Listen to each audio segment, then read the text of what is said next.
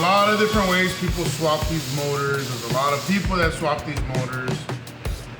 You know, from a technical standpoint, it's not that difficult to swap this motor in per se, but apparently swapping a motor can be extremely difficult for some people, apparently.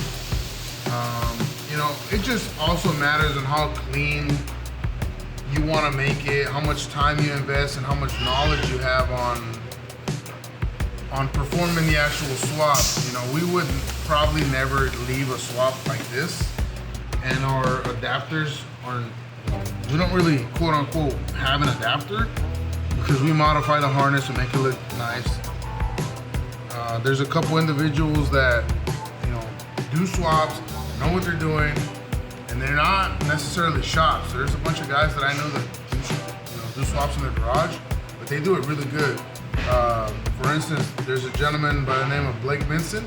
He does swaps in his house, and I've seen his work. I've installed some of his harnesses. He's very clean, he's meticulous.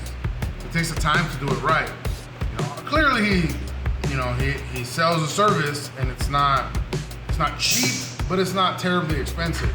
So if you are doing a swap and you're doing it on your own, or you're having another shop do it and you don't really trust their work in the appearance section, I would recommend hitting him up and having him modify or build or source you a harness so that you can do your swap and not have to worry about all of this rat's nest that we have going on here. So we'll be doing a different harness. Probably gonna keep the same booster setup. I'm not 100% sure right now because it still is hitting the manifold. Gonna be doing our radiator, our fan setup, our AC lines, getting rid of the expansion tank, taking off all the unnecessary brackets, cleaning up the bay. My brother's gonna go ahead and be the one spraying the engine bay, of course. And we'll show you guys the process. We're gonna be ripping this motor out in the next few hours and getting it ready for engine bay.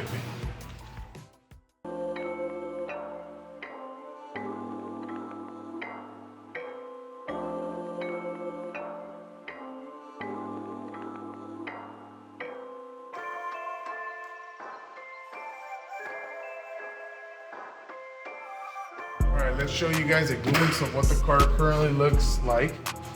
You know, it's not terrible, it's just really dirty. All the stuff that's supposed to be black is super caked up.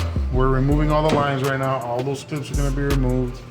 So this is basically the before without suspension, and you'll see what it looks like once it's all restored. In this same shape, all gutted before we start bolting the hardware back on. And I will just walk you guys through it. We had done this rear suspension many moons ago, and of course it has AKG trailing arm, subframe, and diff bushings, camber toe kit. But now we're gonna tear it all down, get everything powder coated, all the hardware cat plate. I'm removing the fuel lines, the hard lines. Everything's gonna get powder coated. And we're basically gonna turn it into what this car looks like underneath. And I think by the time we're done, the car's gonna be really, really sweet. I think Phil has all the parts to make the car like exceptional.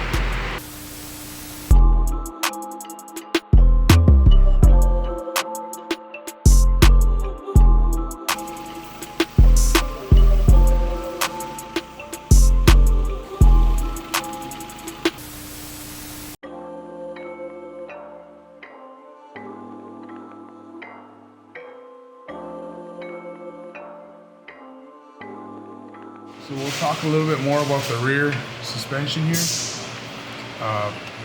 Factory 4x100, powder coated powder coated subframe, powder coated trailing arms. We reinforce the sway bar tabs. Not much to reinforce on the subframe. It does have AKG bushings, subframe, trailing arm, diff. Ireland big brake kit. This is a 4-piston in the rear, 6-piston in the front. Ground control coilovers. Rebuilt axles.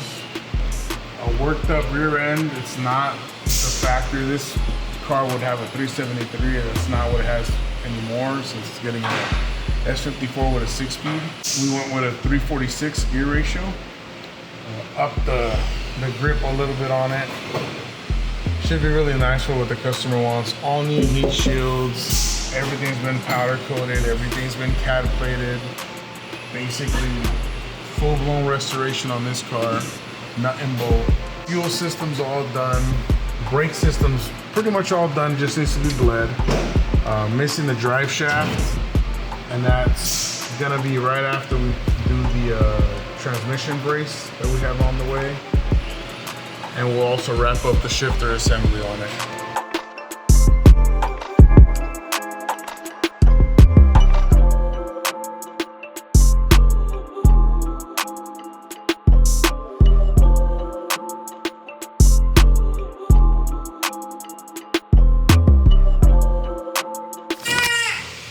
That shop life. When your wife has a emergency appointment that she didn't even know about, and you get stuck with the kids in the middle of building an exhaust.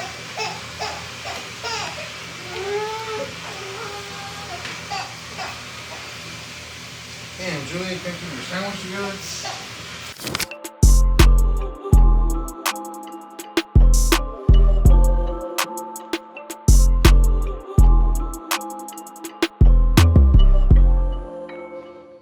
I do not recommend doing this whatsoever. I do it at my own risk. If I was you, hold that sucker down like this. I live life on the edge.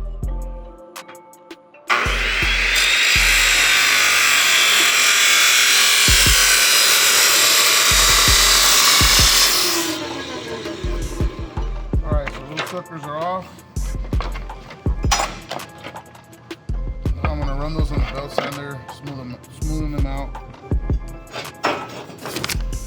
So these are really, really nice collectors, and this is why I think Super Sprint did a phenomenal job on these headers.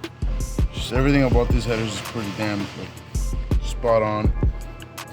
It is getting, the only pain in the ass about these is getting this top spring on there and installing the car is a huge pain in the ass. But gorgeous collector.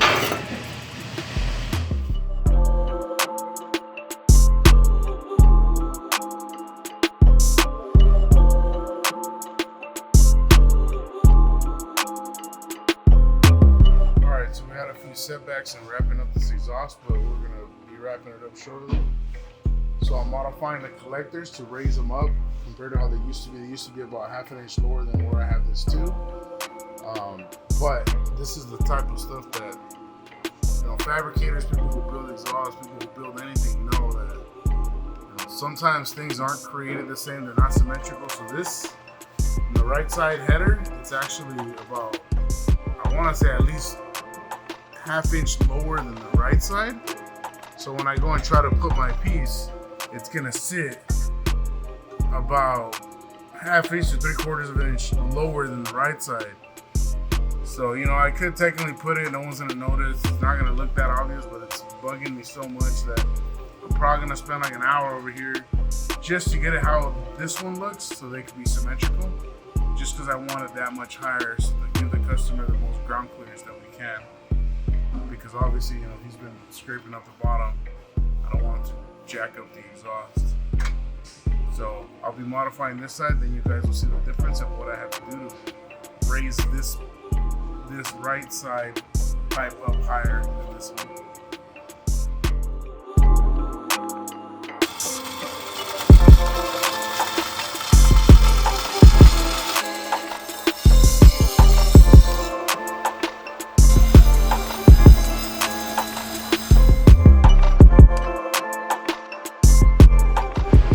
Alright, so we've got the modified collectors on. I ended up using 3-inch sections here with 3-inch V-bands, made brackets to go to the factory trans mount. We then we're doing dual 2 3/4. We've got our first set of resonators. We have our X pipe here. I still gotta finish welding up the first section of the X-pipe tubes. Then they get welded onto the resonators. I gotta put a couple of old tube ons. Then we're gonna be doing our second set of resonators back here, and then top it off with the axle back. So I'll be making these shortly. Once these set of resonators is done, I'm gonna be placing some V-bands right after the subframe, and that'll complete the front section or the midsection. After I put the old tube ons, then it's just the mufflers that would be left.